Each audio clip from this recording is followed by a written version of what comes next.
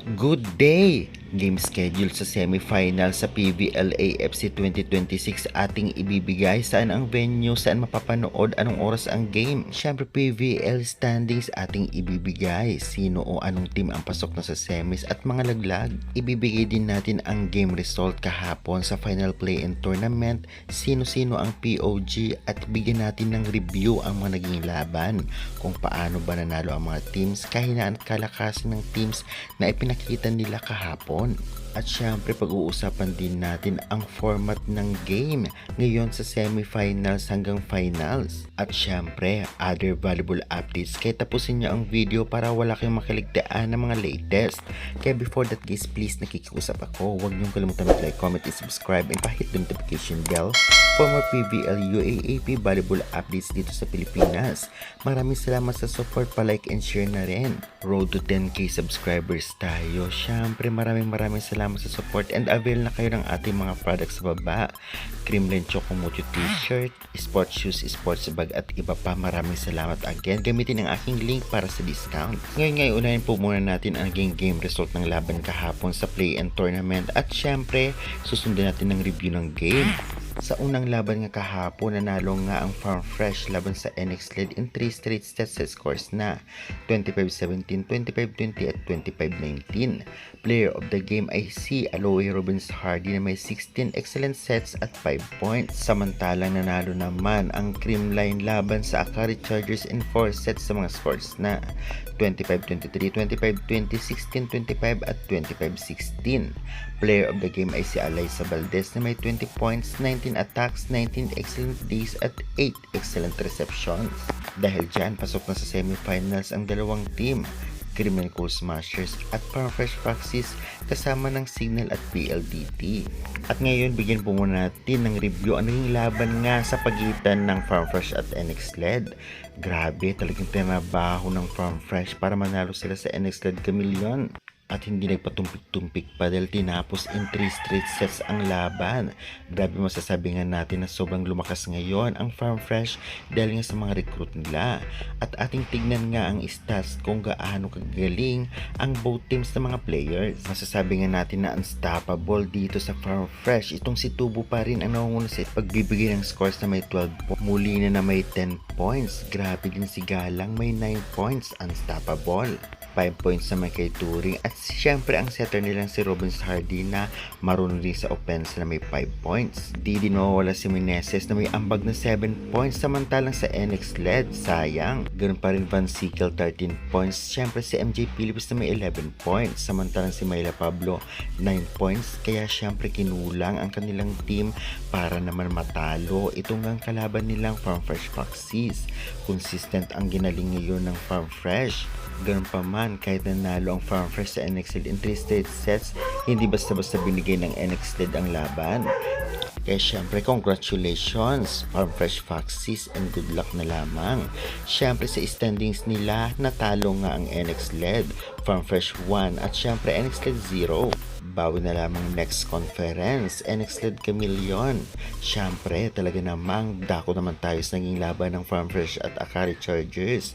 Grabe, talagang nakabawi ngayon ang Creamline dahil nga natalo sila ng preliminary ng Akari.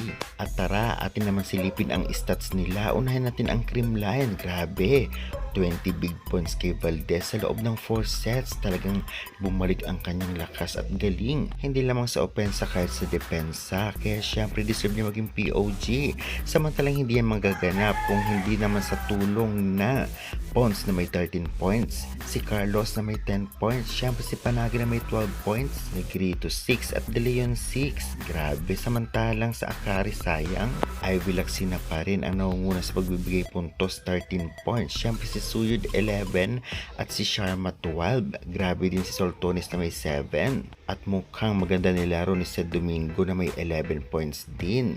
Kung ating napansin, talagang hindi ginamit ng Creamline si Jemar de Guzman bilang main setter ngayon laban sa Akari dahil parang basang-basa. Kaya si Cal Negrito muna at syempre expected nilang si Gemma maglalaro, ngunit si Valdez ang binabad at talagang unstoppable.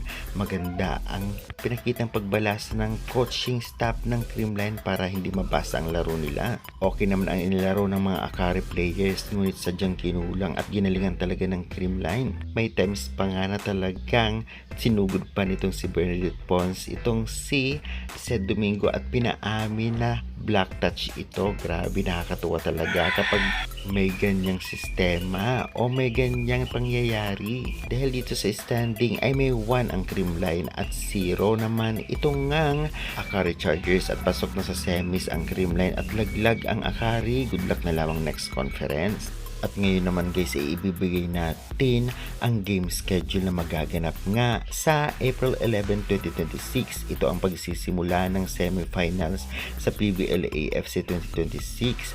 At syempre bago natin ibigay ang kanilang format ngayon sa semis at finals ay syempre ito na munang schedule. Una, magtatapatan nga sa April 11 na magaganap sa Mall of Asia Arena ang venue, Farm Fresh Foxes versus Signal Super Spikers 4 p.m. Susundan ito 6:30 p.m. PLDT High Speed Hitters versus Creamline Cool Smashers.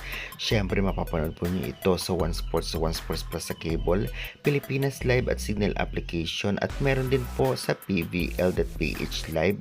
Free po yan, ngunit medyo late lamang.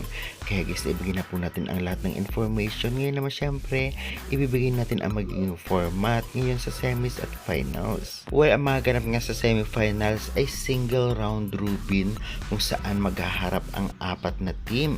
At syempre, ang nakalikom na may pinakamaraming panalo ay siya mag-a-advance para sa Battle for Gold. At ang dalawa naman na medyo kulilat sa ranking ay syempre Battle for Bronze naman ang kanilang kakaharapin. Kaya tiyak na magandang laban to. Kaya akala nyo madaling matapos ang PVL ngayon, hindi, dahil medyo mag-alawak pa ang labanan. Samantalang after ng semifinals, ang finals ay best of 3.